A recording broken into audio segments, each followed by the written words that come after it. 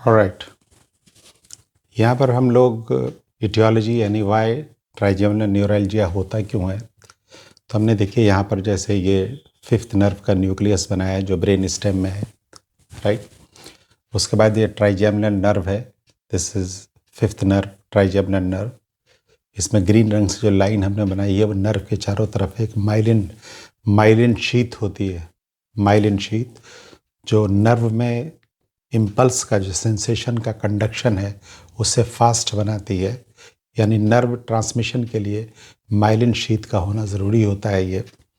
और ये गैंग्लिया है और इस गैंग्लिया से ऑफ्थेल्मिक, मैक्सिलरी और मैंडिबुलर डिवीजन निकल रहे हैं जो।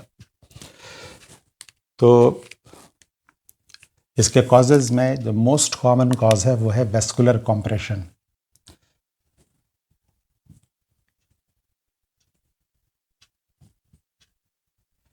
यानी इस रीजन में जो आर्टरीज एंड वेन्स होती हैं उनका एक नॉर्मल कोर्स होता है और वो इसको टच नहीं करते हैं, इस पर कोई दबाव नहीं डालते हैं। लेकिन कुछ लोगों में नॉर्मल आर्टरी और नॉर्मल वेन का जो कोर्स है वो एबनॉर्मल होता है और वे इस पर दबाव डालती हैं, इसको टच करती हैं, जिसके इरिटेशन की वजह से there are episodes of pain and it accounts for लगभग 80% केस, 80% केसेस इसी की वजह से होते हैं।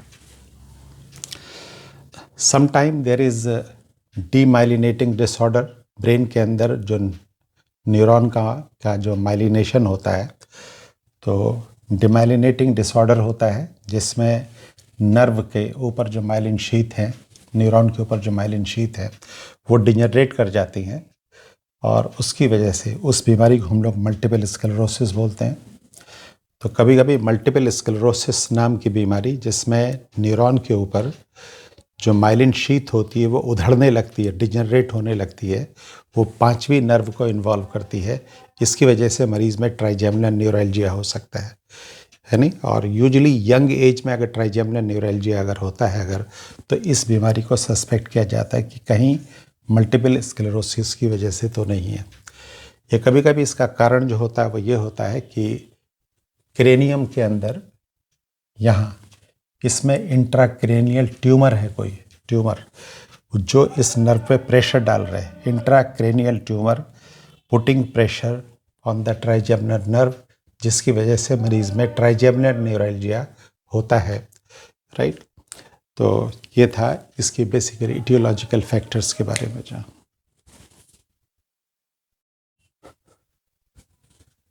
ऑलराइट, हम लोग इसके क्लिनिकल फीचर्स के बारे में हम लोग पढ़ेंगे। Trigeminal neuralgia is much more common in females and mostly middle-aged, past middle-aged female like 50 and 50 years से ज़्यादा उम्र की जो फीमेल्स होती हैं उनके अंदर होने की संभावनाएं ज़्यादा होती हैं। And it is always unilateral because trigeminal nerve दोनों साइड से आती हैं लेकिन एक साइड में पेन होता है, यूनिलैटरल पेन होता है। तो ड्यू टू सम स्टिमुलस, ये स्टिमुलस हो सकता है कि ड्यू टू सम टच, जैसे टच कर लिया किसी स्पेसिफिक पॉइंट पर, जिन्हें ट्रिगर एरियाज बोलते हैं, जैसे हाथ से टच हो गया या किसी और चीज़ से टच हो गया कुछ स्पेशल एरियाज में, जिन्हें ट्रिगर एरियाज कहा जाता है। तो उसकी वजह से एक इलेक्ट्रिक शॉक जैसा क्रिएट होता है, जैसे करंट लग जाती है, झंझना जाता है एकदम, और विद इन 20 सेकेंड 30 सेकेंड वहाँ पर तेज़ इंटेंस अनबियरेबल पेन होने लगता है। स्टैबिंग, जैसे कोई काट रहा है, चुभ रहा है, जल रहा है, इस तरह का पेन मरीज़ के अंदर होने लगता है। मोस्टली लोअर फेस में होता है बट समटाइम नोज़ की तरफ या फोरहेड में हो सकता है जो। तो mostly this is the characteristic of pain, right. और जैसे कि हमने आपको पहले ही बताया था कि this pain remains for seconds to minutes, mostly ज़्यादातर सेकेंड्स और मिनट्स के लिए रहता है। उसके बाद ये नर्व एग्जॉस्ट हो जाती है, नर्व एग्जॉस्ट होने की वजह से पेन समाप्त हो जाता है। समटाइम द पेन की जो शुरुआत होती है, जैसे हमने यहाँ पर लिखा है due to touch, trigger areas हैं कुछ, कई बार छूने की वजह से नहीं बल्कि कोई एक्टिविटी है, राइट। एक्टिविटी का मतलब जैसे एक आदमी है वो सुबह उठता है तो वो जैसे ब्रश करता है या चेहरे को वॉश करता है, राइट। कुछ खाने से, कुछ पीने से, जैसे कोई ठंडा गर्म पी लिया जो है, कुछ खाने से, या इवन बोलने से भी, हंसने से, मुस्कुराने से। फीमेल पेशेंट्स हैं, दे अप्लाई सम मेकअप, तो उसको अप्लाई करने से, इस तरह की एक्टिविटीज से भी पेन का एपिसोड, ये पेन स्टिमुलेट हो जाता है, राइट। और ये पेन डे और नाइट किसी भी समय हो सकते हैं, ऐसा नहीं कि दिन में ही होते हैं, नाइट में भी हो सकते हैं। और इसकी वजह से लोगों में इंसोम्निया, जैसे नींद नहीं आती है, डिप्रेशन, जैसे लोग डिप्रेशन में रहने लगते हैं बिकॉज उनकी इनमें बार बार उनको डर बना रहता है इस पेन का, राइट।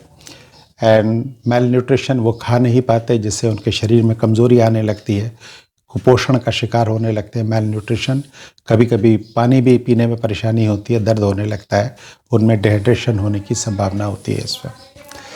और अक्सर जिन लोगों में ये प्रॉब्लम होती है, उनके दर्द के साथ या दर्द के बाद उनके फेस में एक अनकंट्रोलेबल ट्विचिंग होती है ना, जैसे फेस में ट्विचिंग, जैसे इस तरह से जो है ट्विचिंग होती है इसमें, इस तरह की, राइट। तो इसे टिक डाउलोरे कहा जाता है।